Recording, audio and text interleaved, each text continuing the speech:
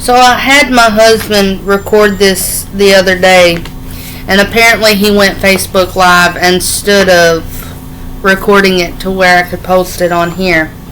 So I'm going to share with y'all the notes that I have from the message that God had given me on 11/29/22.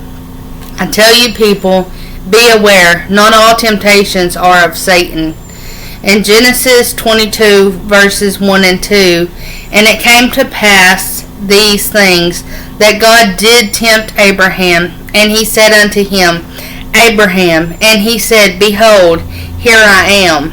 And he said, Take now thy son, thine only son Isaac, whom thou lovest, and get thee into the land of Moriah, and offer him there for a burnt offering upon the mountains which I tell thee of. If you look up the meaning of this verse where it says that God tempted Abraham, some temptations are tests from God for us to prove our loyalty to him. Not all temptations are of Satan. In Genesis 22, 3 through 5, and Abraham rose up early in the morning and saddled his ass, and took 2 of his young men with him, and Isaac his son, and clave the wood for the burnt offering, and rose up, and went unto the place of which God had told him. Then on the 3rd day Abraham lifted up his eyes, and saw the place afar off. And Abraham said to his young men, Abide here with the ass, and I and the lad will go yonder and worship, and come again unto you. Most of you are probably wondering what ass is, but back in those days it meant donkey. Abraham did not tell his men what God had given him in a dream. He didn't tell him that only he would be coming back, but after him and Isaac went and worshipped God, the men would see both of them again, even though Abraham knew in his heart and mind that he had to sacrifice his son, and that was the plan that God had given him. Genesis 22, 6 and 8, and Abraham took the wood of the burnt offering and laid it upon Isaac his son. And he took the fire in his hands and a knife, and they went both of them together.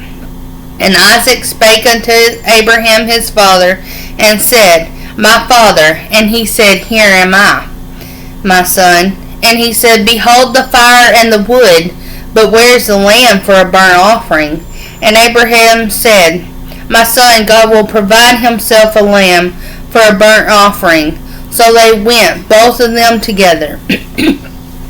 Even though Abraham knew who the sacrifice was going to be, he did not want to worry his child with that, and he kept his faith in God, that no matter what the circumstance was, God would provide a different sacrifice. Sometimes it's better to keep the problems we're facing between us and God. Some are quick to speak when we need to be quick to listen. In Genesis 22, 9 through 10, and they came to the place which God had told him of, and Abraham built an altar there, and laid the wood in order, and bound Isaac his son, and laid him on the altar. And Abraham stretched forth his hand, and took the knife, and to slay his son.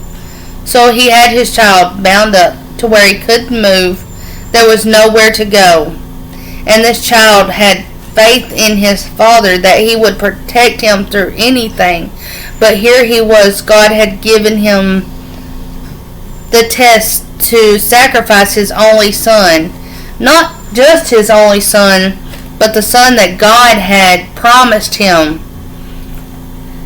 God let Abraham go through each step that it would take to make the sacrifice, just to see how obedient Abraham would be. How many of us today could keep a dream like that to ourselves and follow through with each step all the way to the end? Think about it. You have a child bound up with no way to move and anywhere to run. You're fixing to end their life just to prove your love and faith in God. In Genesis 22:11 and 14, and the angel of the Lord called unto him out of heaven, and said, Here am I.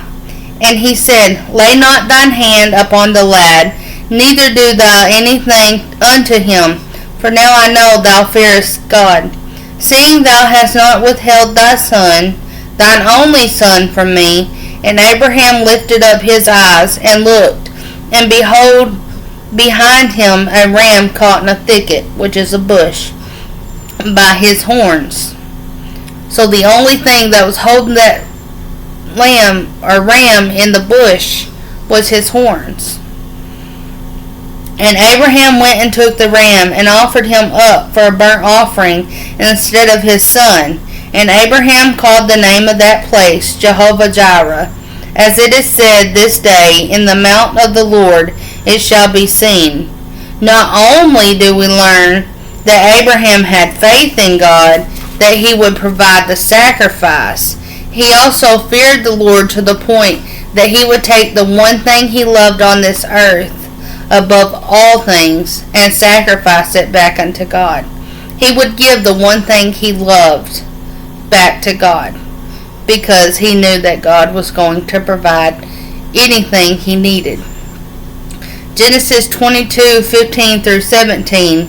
And the angel of the Lord called unto Abraham out of the second time, and said, By myself I have sworn, saith the Lord, for because thou hast done this thing, and hast not withheld thine son, thine only son, that in blessing I will bless thee, and in multiplying I will multiply thy seed, as the stars of heaven, and as the sand which is upon the seashore.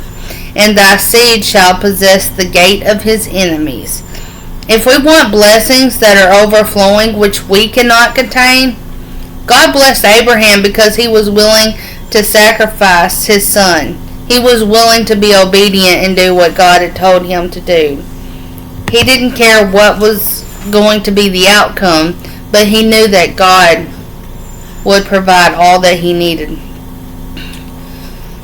He feared God, and he also had faith that God would provide all they needed. Families are falling apart, but God can restore as long as we keep faith in him, that he is going to provide all our needs, and continue to fear that God can easily take away what he has given us. We're not promised today, we're not promised tomorrow, but God gives it to us. So remember to always put God before anything. So I ask you today, how much fear do you have in God? What is your Isaac? What is the one thing that you would put above your relationship with God? What stands between you and God? Do you fear that God will do exactly what he tells you? Do you have faith that God will provide all your needs? Is there anything that God has given you in this world that you wouldn't give back to him? Don't let our worldly love stop you from receiving your blessings from God. Don't let it keep you from the love of God. Is it fear or faith, or do you have both? How much faith do you have in God? How much do you fear your Creator, the one who giveth and the one who taketh away? Remember the things that God has blessed us with, God can also take. Never take for granted, because God is always the one who gives it to you. We're not promised these things, but God gives them to us. So remember, whatever's standing before you, between you and God, maybe it's time to sacrifice it unto God. Show God what means more to you. Is it the thing of this world, or is it God?